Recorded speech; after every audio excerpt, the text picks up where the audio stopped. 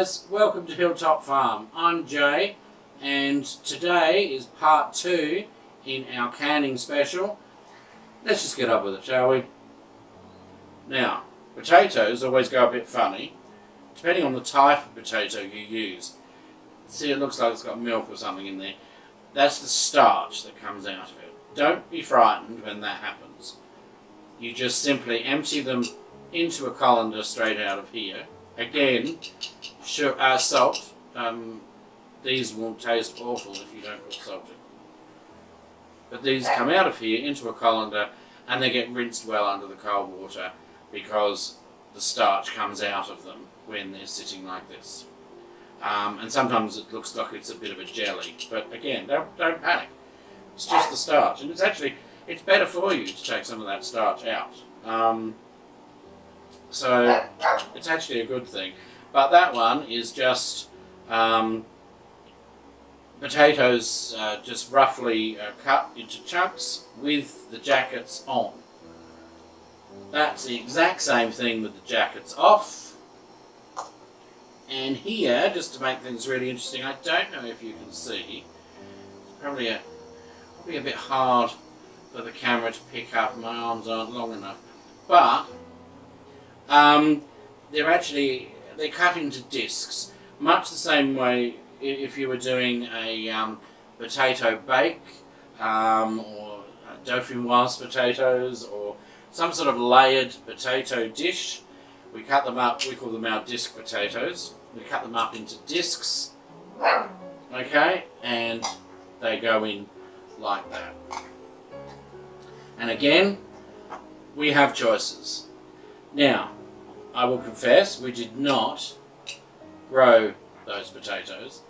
What we do with things that we either can't grow or for some reason, a particular season they haven't grown very well, what we do is we keep our eye out. Now, we picked up 2 bags of these, and if my memory serves me correctly, I think they were 25 kilos each. So that's 50 kilos. So I think that's over 100 pounds for our US viewers. So over 100 pounds of potatoes. And we got them for just under $8 a bag. So that's 50 kilos of potatoes for $16, or just over 100 kilos of potatoes in the US and Canada for probably no more than $20. So you cannot pass that up. And it was at a farmer's market too, so it was supporting local farmers. But of course there's no way that we're going to wait our way through that before they go off. So, a couple of days we spent canning them all up in different ways, and that was January 2016, and we're still going through them. So that was good. That was good. And that, as I say, that's another thing we do. If we can't grow it or produce it ourselves, we get it when it's cheap, and then it lasts us through the period of time where it's really expensive. It's the same with meats. Some of the meat, like some of the chicken, is our chicken, but we don't have beef or cattle here. So what we do is when it's on special and bargain price, we'll buy 10, 20 kilos of it, and we will can it. And we won't use this all the time. We're getting it at a reasonable price at the butchers. As soon as for some reason the price skyrockets, which it does, doesn't it? I mean, I don't know if any of you have noticed, but prior to Christmas here in Australia, the price of meat and vegetables goes through the roof. What a coincidence.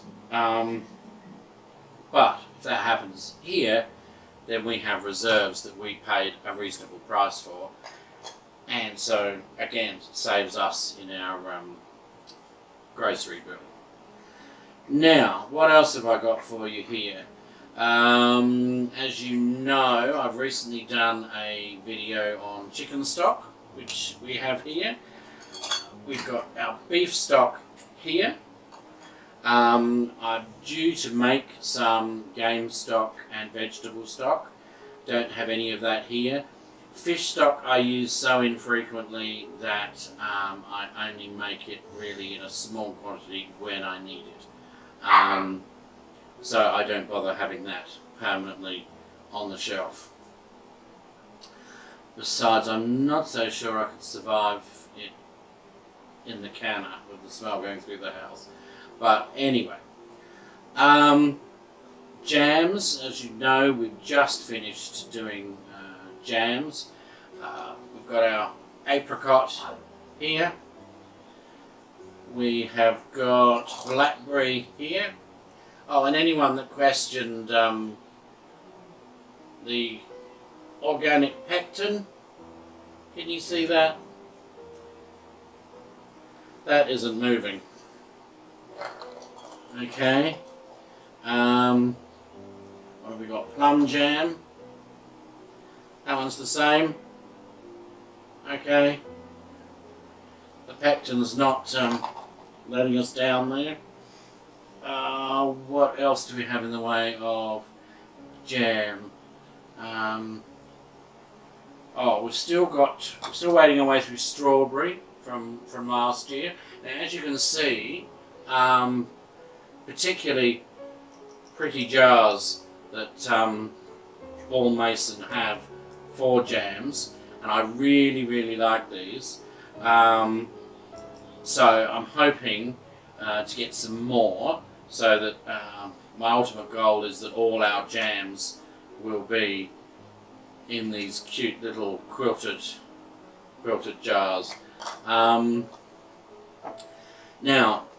just quickly while I'm thinking about it, Ball Mason recommend that their lids are for 12 months. I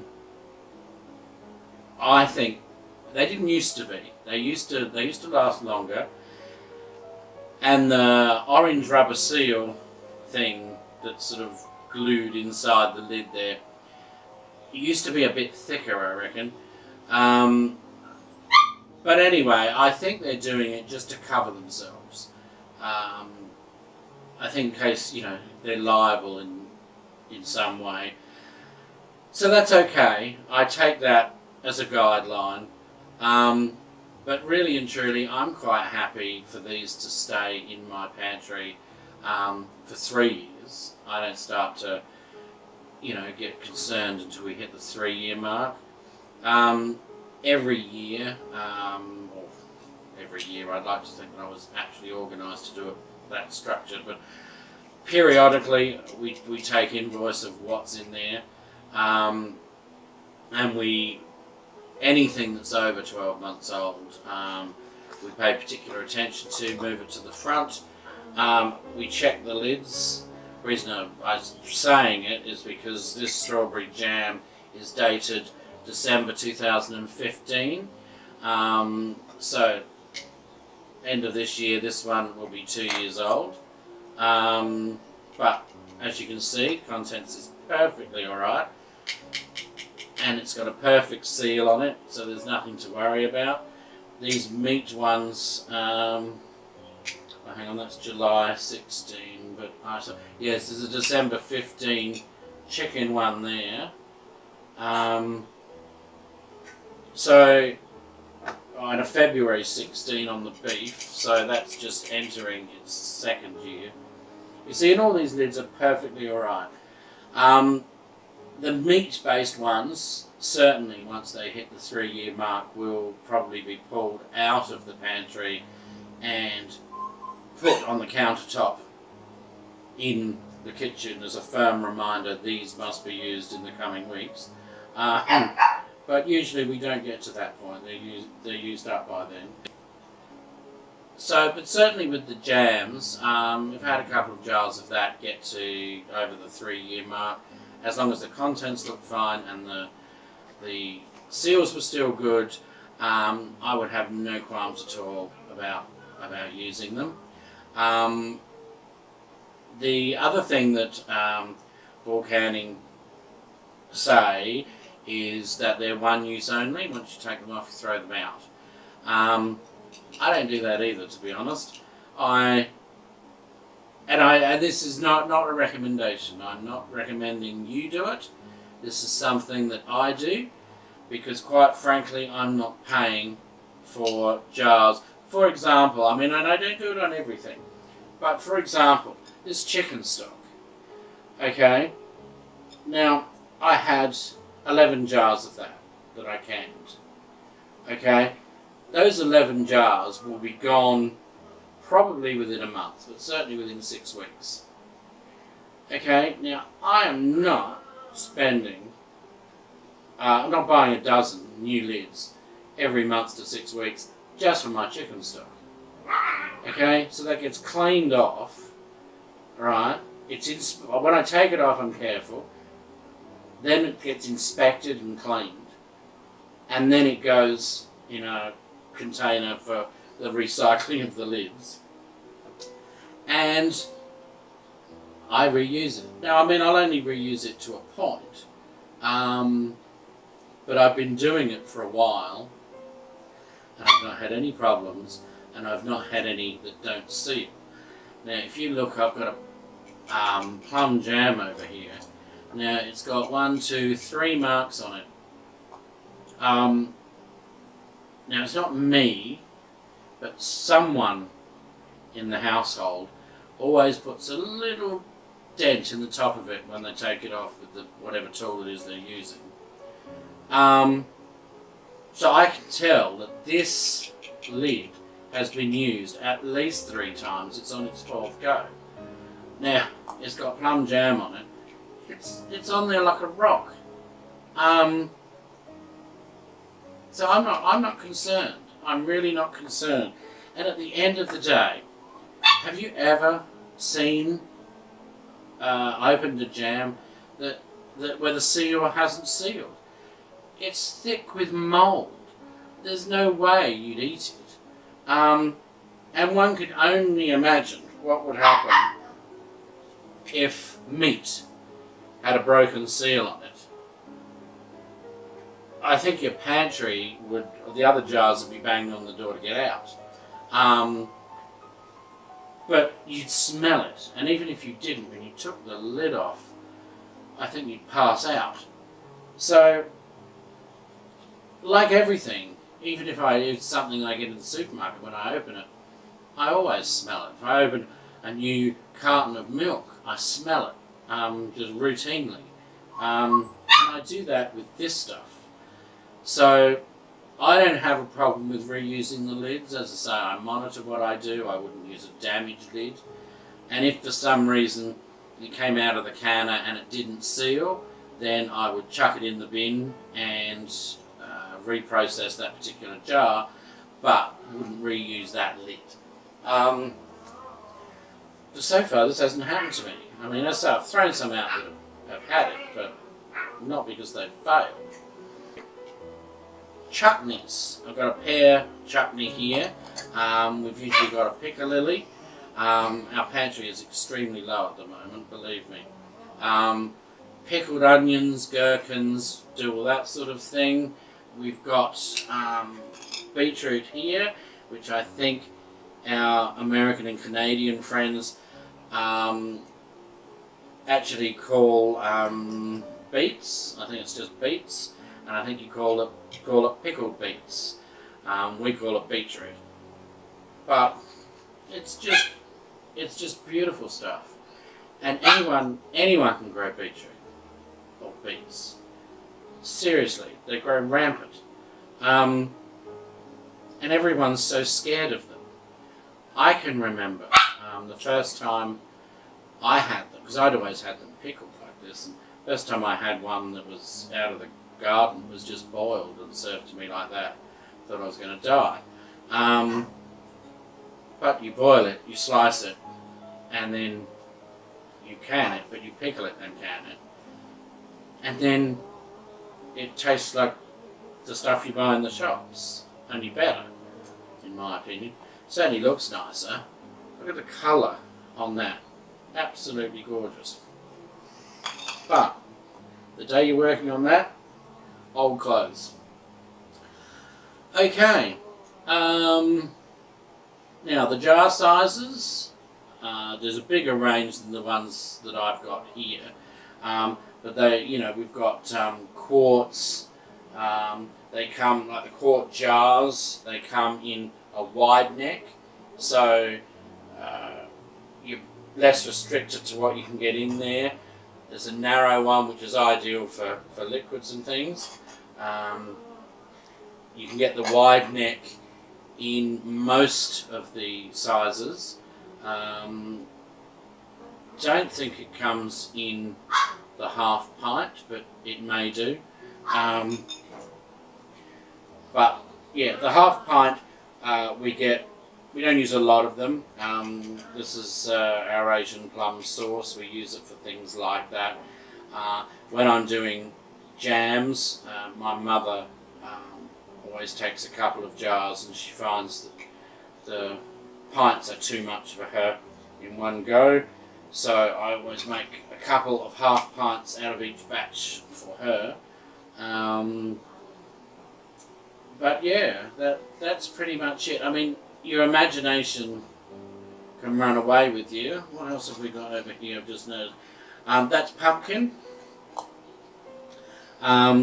Again, because in Australia we use pumpkin a little different than they do in the US and Canada and so forth. US and Canada treat it almost as if it's a fruit and that it's to be had with sweet things. England, Europe and Australia, not so much like that.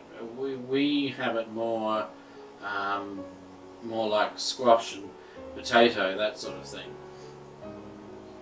So I'm determined I'm going to educate myself in the coming couple of years to try some of these sweetened pumpkin things.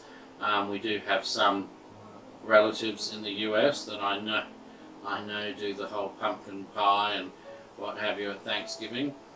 So we're going to give it a go, but likewise I intend to educate our American and Canadian viewers on how to have pumpkin our way, because you put some pumpkin in a roasting pan with carrots and potatoes and so forth when you have a roast. And roast pumpkin is just to die for, it really is. And what I was saying is, with the canning, we have some of it we can in sort of large strips that can go in the oven when we do roasting, and other stuff gets cut up like that. That sort of thing for us will end up in a curry or that kind of thing. So, I mean, I hope that covers for you some of the different ideas on what can be done with the canning and the different things you can. As I say, I'm sure there's a lot of Australian homesteaders, alternative lifestylers, self-sufficiency nuts, whatever you want to call yourselves, that would love to do this, and like me, had either never heard of it, or didn't know how to do it, or where to get the equipment. Your problems are solved, and seriously, tell all your friends, and subscribe to the channel, and get your friends to subscribe, because this is a wonderful, wonderful thing, and saves you a fortune at the supermarkets. Just being able to can what's on special saves you a fortune. Let alone stuff you can grow yourself. Okay, so that winds it up for today. If you have any questions, don't forget to leave them in the comments section down below, or if you go to our channel's page, click on the About and find our email address. You can email me any questions direct to Hilltop Farm and I'll answer them. I hope you've enjoyed what you've seen and you've understood it and you found it informative. So yeah, if you liked it, hit the like button, hit the subscribe so you don't miss the rest of this, and maybe share it on social media so that some of your friends will be able to learn the skill as well. Okay, so we'll catch you next time for the last instalment. Goodbye from Hilltop Farm. See ya!